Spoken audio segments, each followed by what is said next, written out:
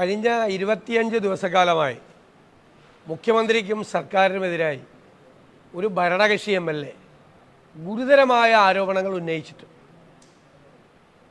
ഒരു പ്രതികരണവും നടത്താതെ സർക്കാർ ഇരിക്കുകയാണ്. യഥാർത്ഥ ചോദ്യങ്ങളിൽ നിന്ന് ഒഴിഞ്ഞു മാറുകയാണ്. ഇന്ന് രാവിലെ ഡൽഹിയിൽ പ്രതികരിച്ച മുഖ്യമന്ത്രി പോലും ചോദ്യങ്ങളിൽ നിന്ന് ഒഴിഞ്ഞു മാറുകയാണ്.